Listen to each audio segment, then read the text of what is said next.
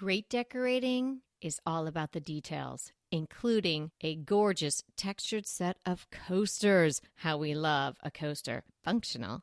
And why not be beautiful?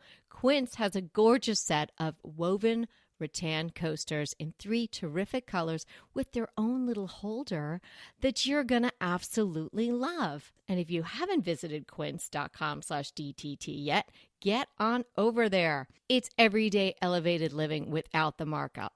From crisp 100% linen bedding and soft organic cotton towels to airy curtains and premium kitchen tools designed for everyday use. And the best part? Like Quince's clothing, their home goods are half the cost of similar brands. By partnering with top artisans, Quince cuts out the cost of the middleman and passes the savings on to us. And Quince only works with factories that use safe, ethical, and responsible manufacturing practices and premium fabrics and finishes. Elevate your space with home essentials from Quince. Go to quince.com/DTT for free shipping on your order and 365-day returns. That's Quince, QUINCE.com/DTT to get free shipping and 365-day returns. Quince.com/DTT.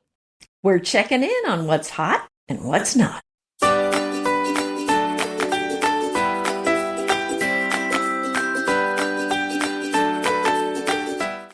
Hi, I'm Anita Joyce here with Kelly Wilkness, and this is Decorating Tips and Tricks. Today, we are covering our mid-year trend report, and it is always so fun reporting on the trends and seeing what's in, what's out. It's always a fun thing to talk about, even though we don't run our lives by the trends. No, we don't, but it is good to check in, and it's kind of fun to see what caught on from the predictions and what kind of fell by the wayside.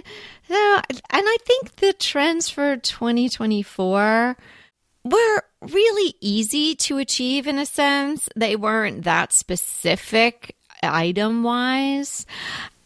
And it involves comfort and nature and warmth. And like, who can argue with that? It's just in general a really lovely way to live. So I hope a lot of people picked up on that if they weren't already doing it. And it's not just that the trends all come out at the beginning of the year, but I would say I'm seeing some kind of changes mid-year too. You know, things are evolving and changing throughout the year. So even though we like to do some trend reports before the year begins and maybe mid-year, just things are evolving and changing really month by month. Yes, I totally agree. There's always something which is, keeps you coming back, right? You want to know, you want to add, you want to think, and want to get inspired. So this is really a fun topic to cover, and everybody loves the trends. So let's dig in. The first thing I'm seeing, and we've been seeing this for a while now, is that the vintage and inherited pieces are in. And I do think people are tired and bored of these copycat pieces that you buy, mass-produced. I don't think we need to name the stores where they sell them, Target and places like that. It's a great place to go for certain things. But just look, if you're buying decor there, I'm not saying not to, but just look and see if it looks like something everyone else has in their house. Are you seeing it all over Pinterest? Are you seeing it all over Instagram? Then kind of think about maybe going a little different direction, slightly so that your piece will look unique and not copycat-ish. So think about handmade and something that is not mass-produced. And I will say searches for handmade and eclectic interior design vintage are increasing on Etsy and Pinterest. So there is more and more of an interest for this, which I'm glad to see, Kelly. Oh, yeah. I really, really liked the trends for 2024. I love those 3 keywords that I mentioned before, comfort, nature, and warmth. And I think adding vintage clearly supports that type of look. Look's probably not even the right word. It's a way to live. And I think adding these pieces that have some soul, some age, some interest, like you're saying, and they don't look like everything else, and you're not going to go into somebody else's house and see the exact same thing, is such a great way to decorate your home, but also such a great way to live your life. Because as a person who loves decorating so much and design and helping clients and doing this podcast with you, I know in my heart my soul, my being, that your surroundings impact you so much. And I see the difference that it makes in my own life and the life of my family and the lives of my clients when you are surrounded by beautiful things that have some interest and personality that reflect your personality. And I think that's really where we're going and what was top of mind with our predictions for 2024. And I think we're still on track for that. And so it's sort of beyond trends. I think we've gotten to a place, or we're getting to a place where people want to live in a way that's going to be representative of themselves. So you're not going to be representing yourself if everything in your house is mass produced. It's impossible. Mm-hmm. True. Well, and I think, right, that speaks to that, oh, I saw it all over Instagram, I've got to have it. So that's going to be something that's mass produced. So, start thinking outside the box and something unique. We predicted that color was going to come on strong, and it has. I think there's a lot more color going on. You see it in the magazines, you see it on Instagram, but you're also seeing it in real life. I'm actually doing 2 very colorful kitchens with clients right now.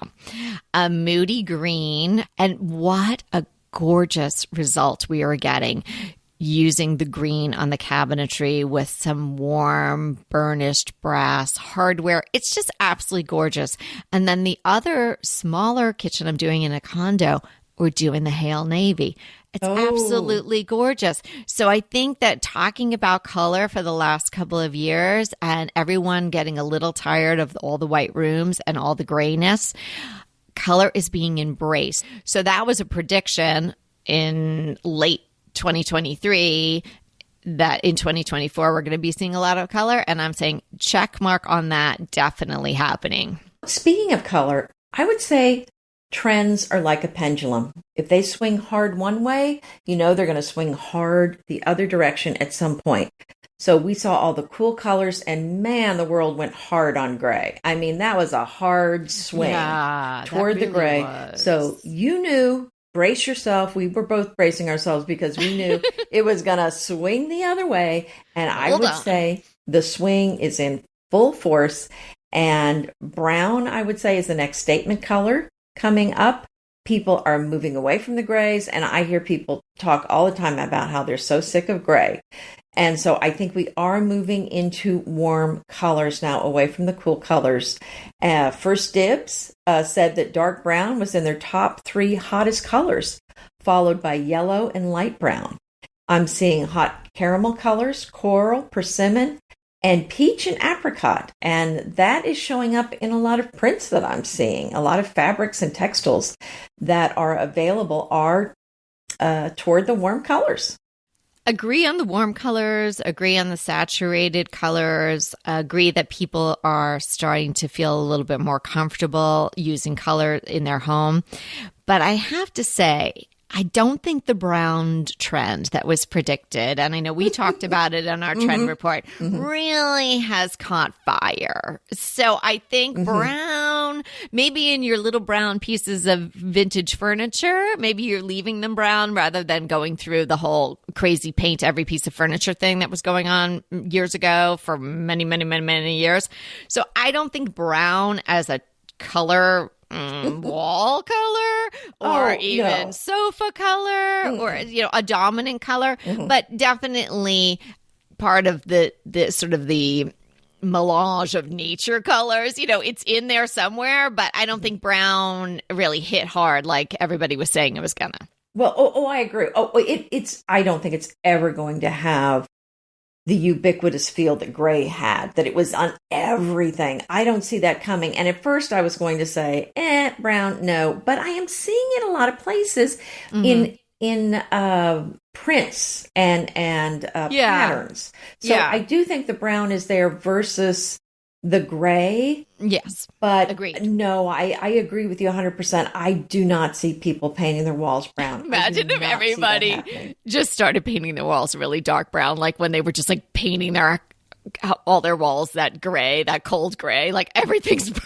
brown. Yeah, it just didn't happen. I don't think it will happen, but brown is still in the mix. Let's just say sort of brownish. Well, just while we're talking about these colors, and I'm going to pile on what you were saying, that the color is back because there is a definite shift away from the neutrals. That's what I'm seeing. Gone are the all white rooms. Remember the pure bright we saw everywhere not that long ago.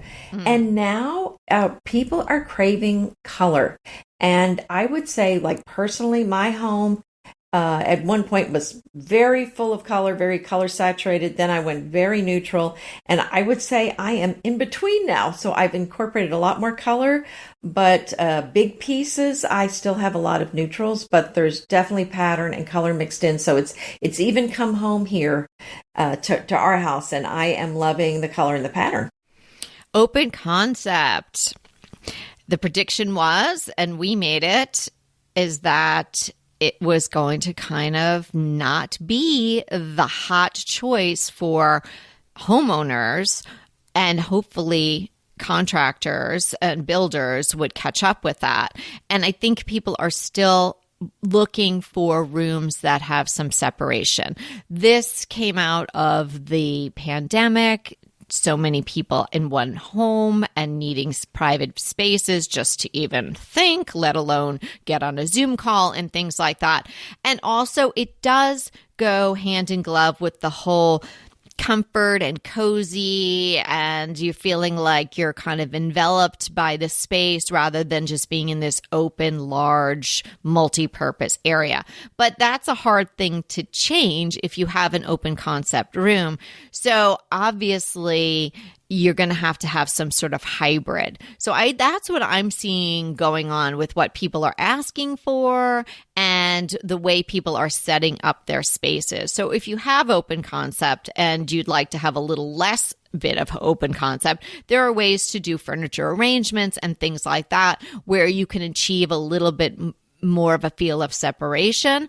But I think that the building industry is still going to take several years to catch up. So I think you're still going to see newer homes that have this open concept, definitely kitchen, dining area, maybe into family room spaces for a while. But I think that when people are purchasing older homes, they're not running in there to knock down any walls. Right. New homes, I keep an eye on those in several markets, and I would say there's still open concept, the new builds. Mm-hmm. So I don't see that changing anytime soon unless it's custom done. I'm seeing the same thing you are. People are asking for something that's not open concept, but I'm not seeing a change much in what the builders are doing. So that'll be interesting going forward. We've mentioned this with other aspects of home building, that it does take a while for the builders and the contractors to sort of catch up. Like, why are they not on Instagram? Do they not know?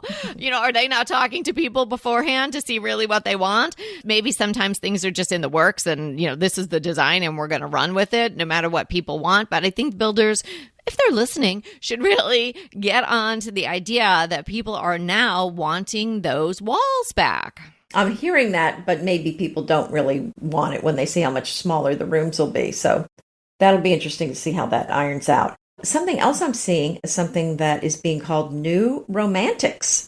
That refers to ribbon, pinks, reds, florals, and dare I say lace, I'm hearing is back. So I think it's having a moment. I don't know how long the ribbon and the lace are going to stay. We'll see. But I would say the maximalist florals as part of this are coming in hot. I'm seeing them everywhere. And I think they're in pillows, bedding, curtains, rugs. And I think they're really beautiful. So I'm excited to see them. And I would say the floral maximalism is probably hotter than the cottagecore and the grand millennial style right now. Well, it's kind of like a progression of all of that. I would say there's probably a lot of overlap with all of that. I'm sure that is happening. I haven't really seen that in particular, but I can imagine based on what we've seen with these other looks, the cottagecore and the grand millennial and the more of a maximalist look. You want to be careful with that sort of thing, because if you go too overboard, it's just a little too twee and you're going to get tired of that pretty quickly. But yeah, you could add a little bit of that. In fact, I was going to suggest to you that we do a whole episode on decorating with florals, because florals are so hot again and people were staying away from them for so long. And it's kind of like that whole idea of just mixing patterns. You don't have to be afraid of the florals, but you want to know how to mix them in with other things. And if you mix them right, they can kind of tone them down a little bit, so you can still have a bit of that, but make it something that can last a little bit longer, something you're not going to tire of too quickly. And that could also be in the color waves that you choose. Maybe you don't go all pastel-y, but you do florals in some other a little bit more grown up or masculine colors. So you're getting a little bit of both, and you're creating the tension in the color and the pattern. I really don't like all these core things. I have to say, like, not that it's not fun, but they're so deep into it. It just doesn't seem to me a way to really live. It's maybe great for a little Instagram square, or it's great for an article in a magazine, but would anyone really want to live like that? I don't know. It just seems like when it's the core, you're really going over the deep end. So we always suggest to you that you don't do any look, whether it's trendy or, even not trendy, even super traditional look. You don't want to do that so hard that you don't have room for anything else in the room from a different era, from a different look, to create that personalized and interesting room. So I would just caution, don't go too far off the pier with the cores. Hey, we'll be right back with the rest of the show, but keep listening so we can continue bringing you DTT.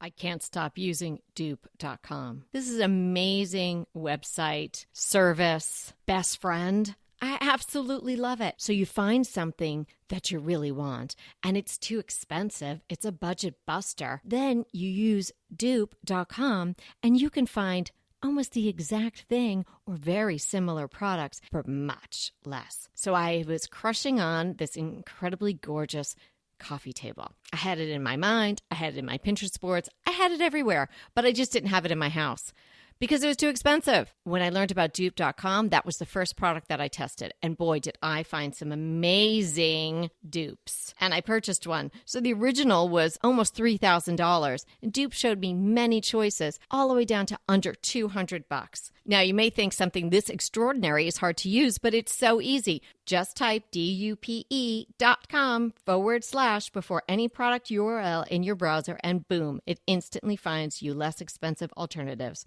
They even have an app and a browser extension you can download. No account required, no sign up required. It's completely free. That's completely free, free to use. Stop wasting your money on brand names and start saving with dupe.com today. Well, are you seeing, like I am, the brushed and hand-applied wall finishes like Roman clay, lime wash walls, hand-tooled plaster? Because I think, again, that's more these earthy colors away from the grays. So I think that is also part of that handmade look that people want, the warmer colors, away from the grays. I think it all feeds into that. Oh, yeah. My painter that works with me and my clients, he just did a stunning home in Malibu, and they wanted every wall lime washed. It's so beautiful. Oh, it's very neutral, but all earthy and such tactile. Your eye picks up on the texture of the house, lots of stone and just natural materials. And then this lime wash on all these walls and tons of windows. It's absolutely stunning. Sounds beautiful. Curvy furniture. I don't like curvy furniture too much. Yeah, me too. I've shared that before. The curvy couches and things like that. I think it's too of the moment and too hard to make work in a lot of different rooms. But a little softness, a little curve in a smaller piece, I guess, if you really want it. So if you wanted it, it's still happening. maybe a little barrel chair or something like that. But I don't think they're that comfortable. So I would not buy something online that was a curvy piece of furniture that I was spending any kind of significant money on. I'd want to sit in it first. And if it's an entire sofa, I would definitely caution of doing that. I think, but come 2025, you might not be seeing that anymore. And I think you might be decorating and designing your whole space around that piece, because it's going to be hard to work in a lot of rooms, because most rooms are squares or rectangles. So it is hard to put that shape in there. So it's still around. I just don't think it's that useful in a space, and not going to play that well with your other furnishings. I'm with you on that one. I don't see that standing the test of time. And I certainly wouldn't be putting my money into a curved sofa. Something else that I'm seeing is the chrome, steel, and aluminum are replacing our beloved brass, Kelly. I'm not planning to get rid of any of my brass. I'm still enjoying the warm color of the brass. But, this thing, it's like, and it feels like now it's a cycle of like every 6 months. Brass, chrome, brass, chrome, brass, chrome. And quite frankly, I'm tired of the hamster wheel. And I'd say pick what you want, enjoy it, and ignore the noise. Well, the whole chrome thing, it flies in the face of all the other trends we're talking about in 2024. So I think that that's an outlier. And almost every year there's some sort of outlier that doesn't make sense with the overall movement of that year. Because chrome has a place, in certain looks and designs, and it can even have a small place in a home that is emphasizing comfort, nature, and warmth, and these warm colors, and throwing in some browns and stuff like that. But a very small little piece, maybe, if you're doing something metallic and it's super shiny, I get, it could work. But I just don't understand how people are talking about the overall trends of 2024. And we're seeing where we are now mid-year, where people have picked up on the nature and the warmth and the color and all of that, and then tossing chrome in. It just doesn't make sense. Well, I know. I agree. And it's a cool color. Yeah.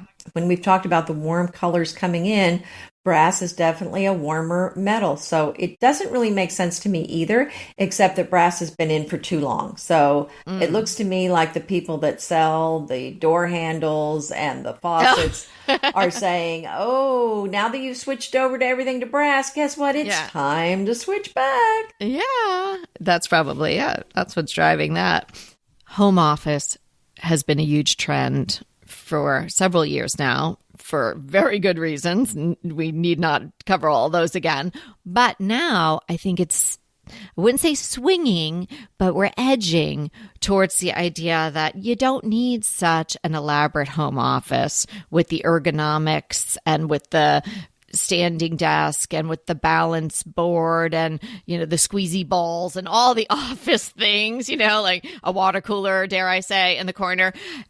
Because people are going back to the office a little bit more. And maybe the panic of, oh my gosh, I need all my office-y things around me in my home because we're all locked down, is kind of fading.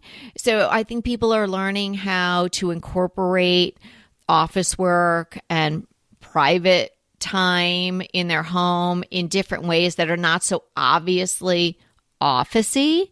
And so I think that's a very good thing. I think it is a wonderful thing that many, many people are still able to work from home, even if it's part-time. But I think the office aspect is toning down a little bit.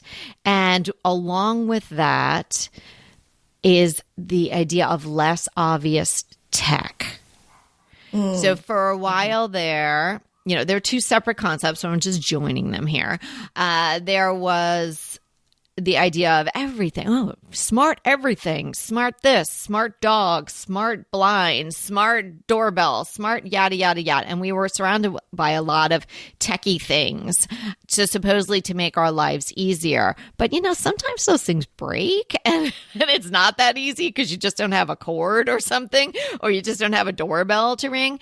So I think that there's just this trend again, along the lines of the overall trends for this year, comfort, nature, and warmth, that we're getting a little bit further away from the office space that you just plunk down into your home and pulling a little bit away from the tech. Yeah. I mean, I think people still like having a home office.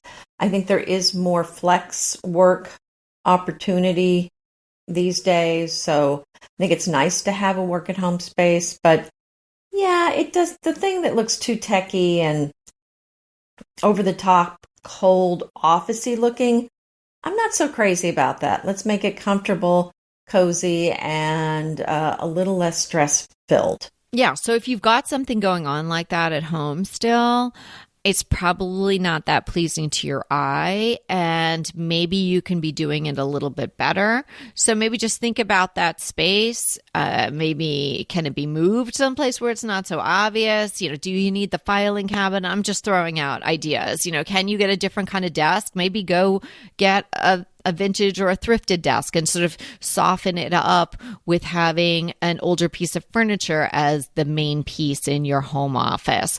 Maybe change the lighting. Ooh, lighting, so key, right? Maybe if you don't have a nice desk lamp with a nice illumination, maybe think about something like that. If you're just dealing with overhead light and then a computer light, that's harsh, for any extended period of time. So maybe think about ways that you can during 2024, because we don't know what's going to happen in 2025. So you want to get on that and just make it more part of your home, warmer and comfortable while still being efficient. One specific item I wanted to mention is wallpaper. Mm-hmm. We're stuck on it. Oh, I love it. Excuse the pun, but we are. I think the wallpaper trend, which started a little bit before 2024, of course, when all the removables were coming on the market, I think that has shaken out a little bit, where people are realizing not every removable is equal, and maybe we'll just go with the real deal, some real gorgeous high quality wallpaper, because they're ready to make the commitment. So obviously, if you made the commitment, you are hoping that all the trend people, us included, are saying that wallpaper is sticking around. I think it really is. Whether you've made the commitment yet or not, if you're on the edge, on the fence, go for it. It's going to be helping you add some color and interest and personality to your space. I really don't think you can go wrong with it. And even if you had to pull it off, it's not the worst thing in the world. It's not like years ago where you had to scrape it off with your bare fingernails to get the wallpaper off. It comes off pretty easily, even if you go with traditional wallpaper. I agree. It is it's beautiful. I'm happy to see it. Like I've said, I have wood walls. I cannot put it in this house, but I love the look. So what are we defining today? We are defining ebonising. So this is the process by which wood is stained very dark to resemble ebony. It's a fairly simple process, and it works better on some woods than other. And it's not the same as actually just putting on a stain. You're actually causing a chemical reaction, because this ebonising uses steel wool and vinegar to create this very dark liquid that goes on the wood, which again causes this chemical reaction that makes the wood very, very dark. Basically, it is this chemical reaction, and the benefit of this process versus just a traditional stain is the opacity. So when the wood is stained, you can sometimes see the grain through the stain, but often you can't. So it does, when it's done properly, it does make it pitch black, and you won't be able to see the grain in most cases. So very unique process, and I think it's a fun thing to check into. It might work for you. Wow, I have questions. So there's no stain involved. You're doing vinegar and steel wool, and you're treating the wood in some way with those two elements. Well, I've actually made this material before, where you put the steel wool in vinegar, but the specific process, depends on who you talk to, what website you go to. The directions are a little different. And in what I used wasn't a full ebonized treatment. So I think there's more to it than just steel wool and vinegar. It does need to have some dwell time, for example. And I would research it and not just go by what I said, because there is a science to it and a particular process on how you do it. But that, in essence, the short version, that's how it works. So interesting. And I wonder if it works better on certain types of wood as opposed to others. Yes, it does. But I'm not sure which woods it works well with. Just do your research if you want to try this. Got it. Got your disclaimer. Well, what I'm saying is I did not deeply research it because it's just a define. So I mean, defining yes, it. we have questions. We're not doing a DIY. Well, I mean, if we did a whole episode, I would have gone into a lot more detail, but I thought, well, I did not realize I was going to be questioned. Well, I do like working with black color in my home. So this is kind of interesting to me. Okay, I'm going to check that out. Again, can't wait for these show notes to come out. And I'm sure there'll be some sort of link to something we can look at in there. What is your crush for today? Oh, you got like an hour to yourself where no one's going to bother you and can just really enjoy a very long and very gorgeous house tour. Oh, you got me in. Anyone? Okay, you can even go hide in your home office and do it, and I won't tell. Homeworthy, it's a great YouTube channel. It's great. There's a fantastic tour. It's a tour of a home in La Jolla, California. It is stunning. It checks all our boxes, Anita. You're going to love it. Oh, okay. Well, and I love Homeworthy, so I'm in already. The designer is also the resident of this home, and she's very lovely. She's not a TV personality, but I think she does a great job. She is a designer with her sister, and she shares a little bit of an interesting story how they started their design business, so that's fun. And she walks you through and tells you a lot of things about the stuff in the house, and I couldn't believe it kept going on and on and on, and I was totally engaged. It's stunning, and she's done a great job, and I think you'll all really enjoy it, and you'll take away some terrific inspiration and maybe even some specific tips. I know that I took a couple of notes while I was listening and went to certain websites that she was talking about. One which was an auction house website that she uses often. Definitely worth the watch, and we will link that in the show notes. Well, as I start my crush, the rain is just hit a fever pitch here. So I don't know if you can hear it in the background, but I'll try to talk loudly so you can't hear the rain here. But oh my gosh, I can hear it a little bit. Can you? Yeah, it's pretty loud. It just started. So my crush is Risewell toothpaste. So, we love the natural products here. And this one is made with, and I believe the correct pronunciation is hydroxyapatite, which sounds made up.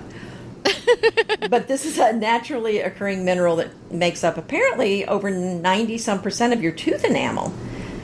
And so I guess it's been scientifically proven from what I'm reading to strengthen and protect your teeth without fluoride. So this particular product, hydroxyapatite, has been used in Japan for over 40 years. And that's the main component, like I said, of your tooth enamel. And it does chemically bind to your teeth and act as a protective shield. Oh my gosh, it sounds like a commercial. But anyway, but I mean, I'm just so enthralled by this, capable of repairing small holes and depressions on the enamel surface. I mean, I'm really into, I'm getting ready to do a tooth implant, so I'm very focused on my teeth right now. But it also inhibits bacteria, obviously, that causes cavities. It has xylitol in it, which is also good. But I will include a link, but this is the toothpaste that we use. How does it taste? It tastes fine. It has it just tastes like regular toothpaste to me. And supposedly you don't have to spit it out because there's no fluoride. Wow. I'd want to, I think, but okay. You're just conditioned to that. Oh, maybe so. Maybe so. All right. Well, great tips. You can brush your teeth and then sit down and watch this great house tour. This was fun, revisiting the predictions for 2024, doing the check-in, seeing where we are mid-year. And thanks so much for hanging out with us. And remember, we are here to inspire you to create a beautiful home. Until next time. Want to talk to us? Well, we really want to talk to you. So let's schedule a design consult. Anita and I are here to give you individualized, actionable advice on how to create the beautiful home you want and deserve. It's so easy to schedule a design consult with us. Simply click the link in the show notes or head to decoratingtipsandtricks.com/consult. When we talk to you on the scheduled time, we will be ready with so many great tips, advice, and yes, tricks. So sign up today for a design consult. We can't wait to talk to you.